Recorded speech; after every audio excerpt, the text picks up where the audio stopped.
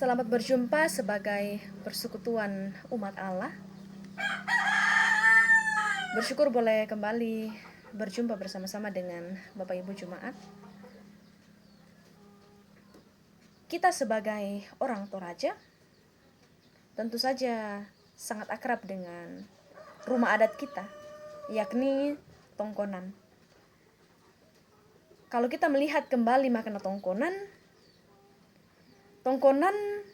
menjadi sumber penyelesaian persoalan-persoalan yang terjadi dalam kehidupan keluarga. Ketika terjadi banyak persoalan-persoalan, maka keluarga akan duduk bersama di tongkonan untuk mencari jalan keluar dari persoalan-persoalan itu. Hanya saja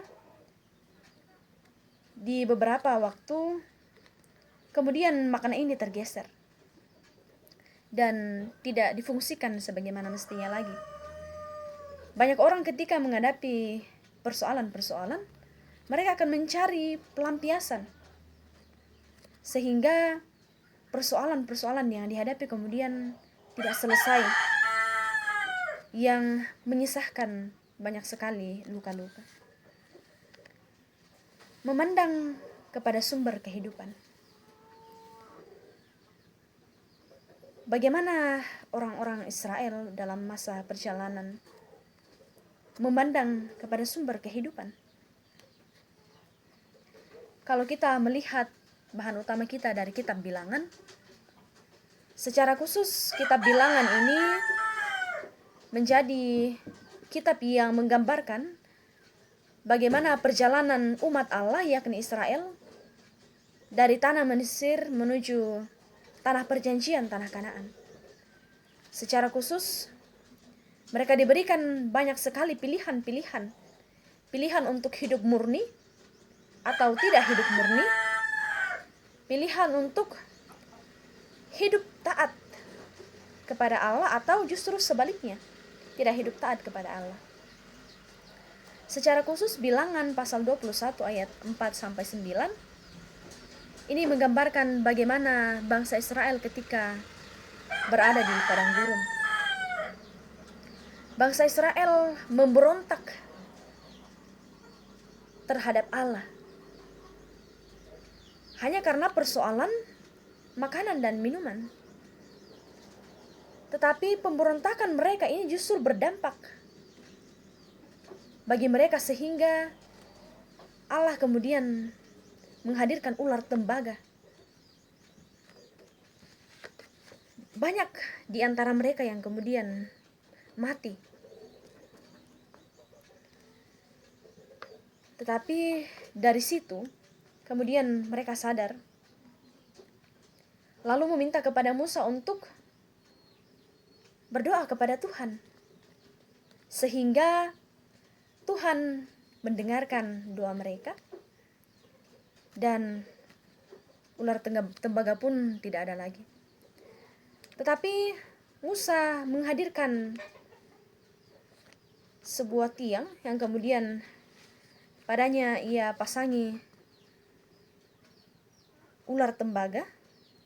Ia membuat ular tembaga dan itu yang menjadi tanda sehingga siapapun yang dipagut ular ketika memandang kepada tembaga itu ia akan tetap hidup. Bagaimana sumber kehidupan yang semestinya kita memandang sumber kehidupan itu? Yang pertama-tama, ketika bangsa Israel bersungut-sungut,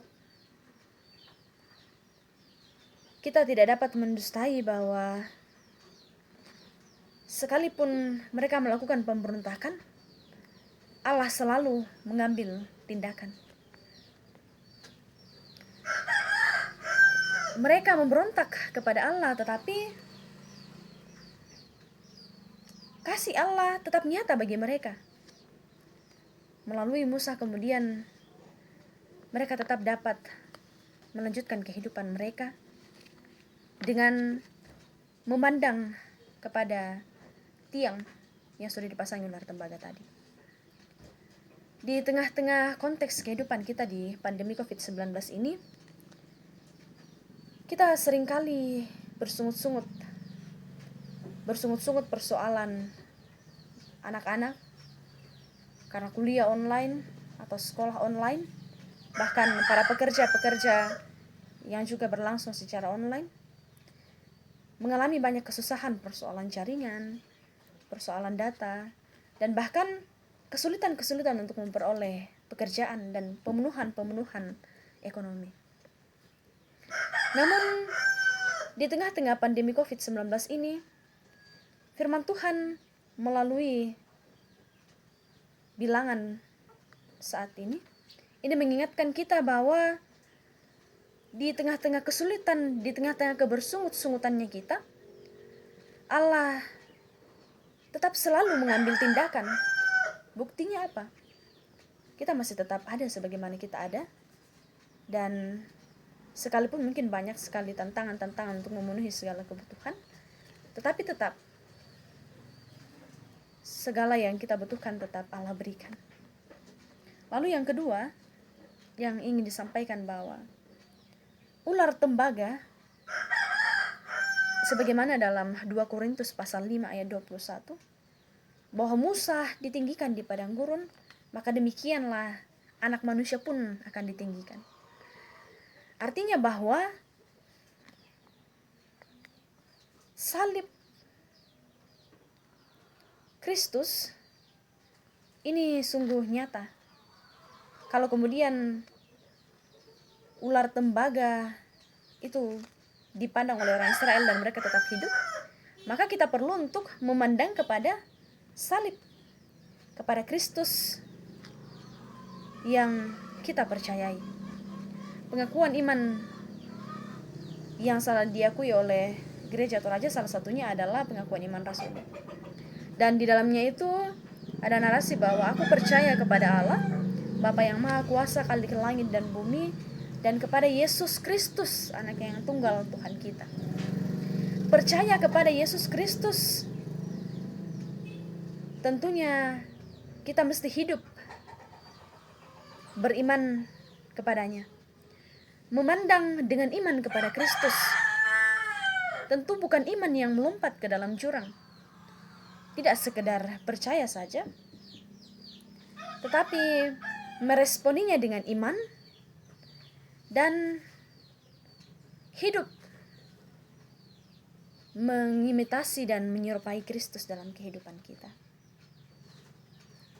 Sehingga ketika banyak persoalan-persoalan hidup, kita tidak lagi sebatas pada bilang percaya saja, tetapi betul-betul kita hidup menyerupai Kristus dalam kehidupan kita. Lalu yang ketiga yang ingin disampaikan bahwa Yesus menjadi satu-satunya sumber kehidupan kita.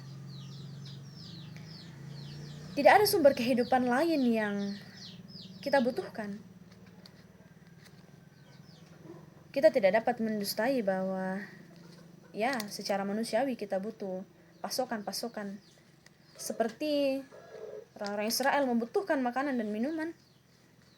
Kebutuhan-kebutuhan secara fisik, secara jasmani. Tetapi di atas itu, kebutuhan terpenting kita adalah Kristus. Yesus sebagai sumber kehidupan kita. Tentu saja ada banyak sekali persoalan-persoalan kehidupan di tengah-tengah pandemi ini. Entah itu persoalan-persoalan ekonomi, persoalan keluarga, pergumulan-pergumulan secara pribadi, sebagai suami istri, sebagai anak orang tua, sebagai persekutuan-persekutuan, komunitas, gereja. Ada banyak sekali persoalan-persoalan yang dihadapi. Tetapi Matius 6 ayat 34, tetapi carilah dahulu kerajaan Allah, maka semuanya itu akan ditambahkan kepadamu. Mencari Yesus, mengakui Yesus, mempercayai serta mengimani Yesus sebagai satu-satunya juru selamat, ini menjadi kunci utama. Bahwa apapun itu, segala apa yang kita butuhkan secara jasmani tadi akan ditambahkan kepada kita. Ketika kita betul-betul hidup menjadikan Yesus sebagai satu-satunya dasar dalam kehidupan kita. Oleh karena itu jelas bahwa tidak ada lagi alasan untuk tidak memandang kepada Yesus sebagai sumber kehidupan. Karena itu, marilah sebagai orang-orang yang percaya, sebagai orang-orang yang hidup mengimani Kristus sebagai Tuhan dan Juru Selamat, senantiasa kita hidup memandang Yesus sebagai sumber kehidupan kita. Tuhan memampukan kita dan hanya Tuhan yang dimuliakan. Amin.